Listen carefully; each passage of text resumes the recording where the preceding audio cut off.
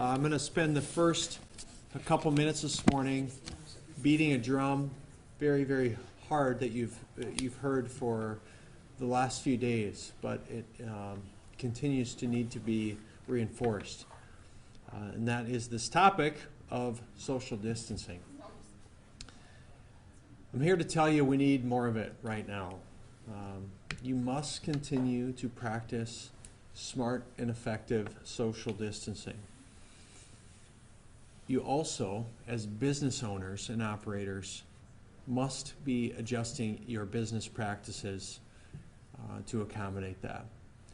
And the reason I'm really forceful on this is it's unfortunate that I continue to see and hear of businesses who aren't taking this seriously enough, who aren't adjusting their business models or their business practices, who are open for business as usual. And we're in a pretty critical stage right now where I know very clearly I know the economic ramifications of asking businesses to do what we're asking them to do. States all around us have mandated these things and made it within law to have to either close businesses or enforce some of these practices. We're asking businesses to do this. If you're not feeling well, please stay home. I have 2 or 3 members of my executive team that are working remotely just because they got a cough, they got a tickle in their throat. They're just like, just stay home. It ain't worth it. And so we have to continue to reinforce that message as well. So businesses, my message to you today is to do the right thing. Okay? Take the steps that you can take to limit gatherings. If you can allow your employees to work from home, please do so. It's probably one of the biggest topics that's coming into my office through phone calls and emails is what businesses should be doing, or employees, that are worried their employers aren't taking this seriously enough. And so I'm asking businesses to try and accommodate as best you can. If you can close your doors for your business and feel that's in your best interest to do at this time, we'd be very supportive of that. I was texting this morning with one of the owners of Wiley's, who also is an owner of Tinner's, and they made the decision to close that very popular downtown bar last night because they said a certain segment of the population is not taking social distancing seriously enough, and they felt it was their responsibility to close their doors as a result of that. That is a very strong approach they took and a very proper approach to encouraging social distancing amongst their patrons. The owners of PAVE reached out to me. They made the same call because they felt that it was the best for their employees as well as for their patrons. So I want to lift up those businesses, thank them for that, and also encourage other businesses to think about doing the same. If we're going to flatten the curve of this thing and protect ourselves, we must continue those efforts. Children, if you're able to keep your children home, we really encourage you to do that. So have a discussion with your children on the importance of why they're staying at home. Today at 3:30, I'm going to be doing a Facebook Live specifically for kids, okay? Specifically for children. I want to talk to kids. I want to reassure kids that our community's all right, but there's a lot of questions amongst our kids right now. And it was really triggered by my 7-year-old last night, saying some bedtime prayers with her, and she had some heavy things she was praying about, and it made me realize I need to have a conversation with her, and I'm sure there's a lot of kids who need to have that conversation. So join me at 3:30 today on my Facebook page for that. Daycares are playing a crucial role right now in the community. So specifically for our doctors, our nurses, our firefighters, our police officers, and others can get to work.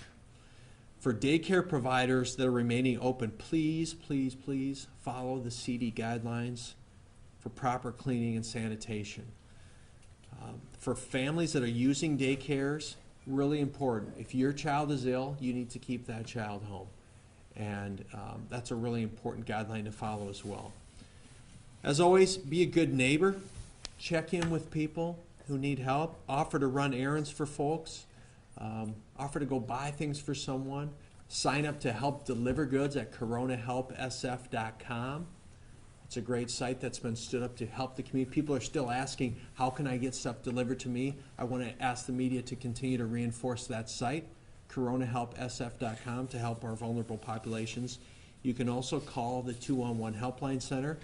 211 saw a record call volume yesterday as a result of the coronavirus.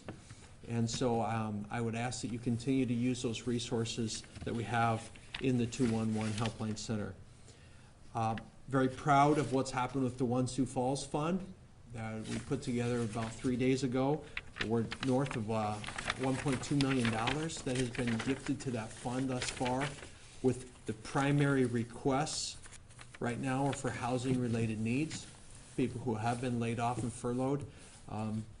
Yesterday morning, I was told we had about 90 applicants to that. As of this morning, I'm told we have over 200.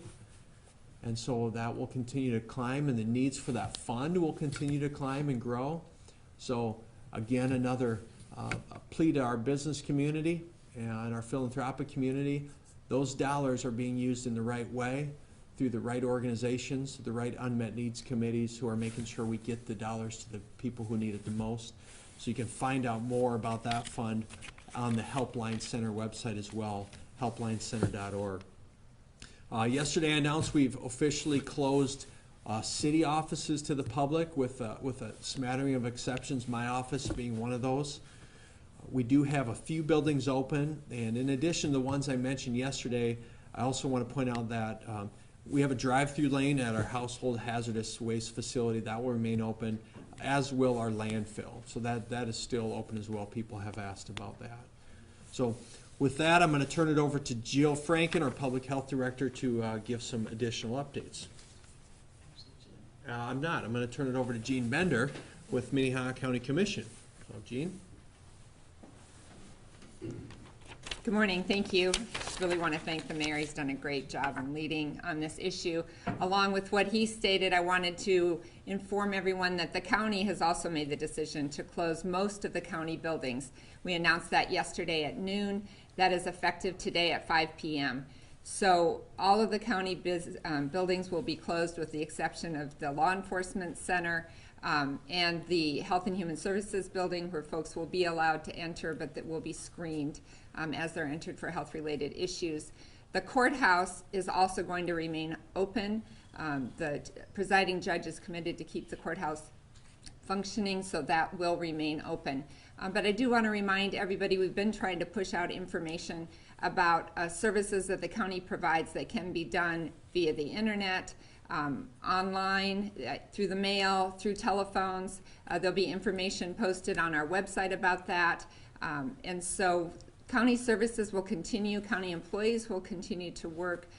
We just will not be interfacing directly with the public, and just reinforcing what all the businesses here and what the mayor alluded to is that we all need to take steps that we can to protect not only our own employees, but to protect the public too, so that folks really emphasize and understand the importance of the social distancing that we all need to practice. So thank you very much. And with that, I'll introduce Jill Franken.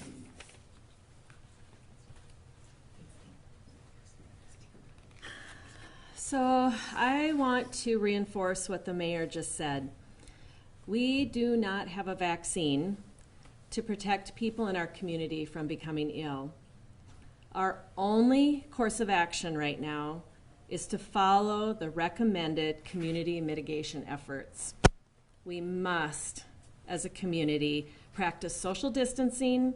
We must, as a community, practice good respiratory hygiene and hand washing, and we absolutely must continue our efforts to protect ourselves through how we're cleaning surfaces, doing the things that can help keep us as safe as possible in our homes, in any of our work environments where we are, and other areas where we may be coming in contact with surfaces where other people have also touched those surfaces. These actions are intended to protect your health and the health of the entire community. We all have a role to play right now in controlling the level of illness in our community. We need to flatten that curve, decrease the spread of this illness, and slow the number of cases of illness to support our hospitals and our healthcare entities. I believe, and I know, that we as a community have taken a proactive response to this issue. We are partnering with our healthcare entities. We're working hard on this response, but we need you as a community to work with us right now. This is Friday, and the weekend is almost here. Please make the decision we need you to make over the weekend. Continue to practice social distancing for the health of our entire community. Again, I can't stress it enough with the weekend coming. This is a really critically important time to take all these measures on yourself, your neighbors, your friends, all of us. Please do this weekend. It's really critically important. Thank you. And with that, take any questions that you may have. Do we have any community spread in Sioux Falls? We have not any documented community spread at this time. What happens when that does become a reality? There is, what happens if it becomes a reality that we have community spread? We have guidance from the CDC that gives us an idea of some direction around what we should take when we have no community spread, if we have minimal to moderate community spread, or if we have significant community spread. And it would be, the actions that we need to regard and understand once we have significant community spread that we would need to be considered. We've done some things already to mitigate that community spread, and the things that we're asking our community to voluntarily do are really those measures that can mitigate that community spread as well. So that's what we would hope, right? Is that we don't have community spread. That's what we would be aiming for. And that's why all the things that we've done up to this point are to mitigate that community spread from even occurring. I don't want to say it's impossible to happen, but it's necessary to take these actions, I guess, to help mitigate that, I guess? Yeah, absolutely. Is it necessary? You're asking if it's necessary to take these actions to mitigate community spread, and absolutely. That's the whole point of what we're trying to do, is reduce the community spread. Because if we don't, that curve is just going to take a huge spike at some point in the days to come once we have community spread. And so if we can mitigate the spread and have it be slower and leveled off, that flattening that curve, then any of us that are impacted, any of us that do come into contact with this virus and end up needing to be in the hospital, that we have the capacity in our hospital to care for us. That's what we need to be doing right now. We need to be preserving and making sure that we can manage the need to be able to have the resources in our community to be able to meet that need. That is really one of the most important jobs we have right now. Do you know of any new positive cases in Minnehaha County? Not yet. We would expect that we might get a report on new cases at around sometime this afternoon. Some cities have weighed the option of tightening curfews. Is that something Sioux Falls might be considering in the future? Of waiving, the question was around waiving curfews? No, or tightening curfews. Tightening curfews. So the question around whether or not this community would consider tightening curfews, I think at this point, that's not something that we have considered yet, is anything around curfews. You're not seeing as much of that as you might be, where it's really, where they've already hit that curve is already up, to a point where the surge is really there. And so we're not at that point where we'd be looking at any kind of a curfew at this point. Do you believe that this gradual increase in cases is a result of contact they may have had 2 weeks ago with people for an incubation period where we didn't have all of this shutdown, so to speak? Well, given the fact that we have 5 cases right now and that we've actually held somewhat steady, and not seen a drastic increase, I think what we're doing is working. The point is, We can't get into a false sense of security because we don't have community spread yet. The reason we're not seeing the factual evidence of community spread is because we are doing what we're doing. And that's why this is so important. You know, could we be that community that gets so lucky that we don't end up with community spread? I don't think so. I don't think that's a reality for us. But what we can do right now to limit that surge from happening is the most critical thing that we can impact right now with the actions that we've taken thus far. The more we can say we're going to voluntarily do this, because this is our job as a community. It's not our job.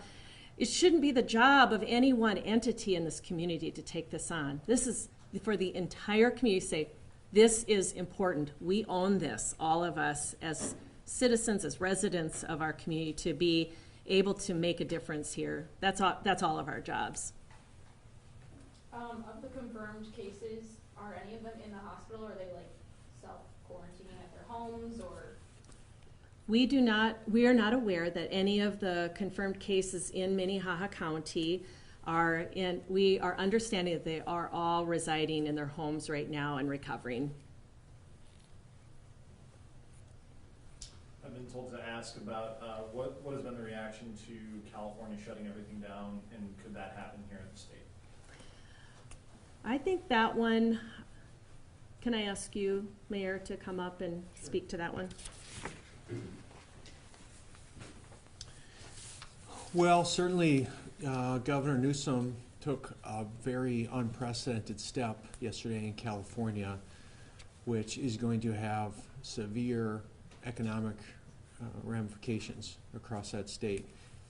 But I also believe that the governor would not have done that if the threat to the health of the residents of California was not very real. And California is in a different position than we are in South Dakota in this.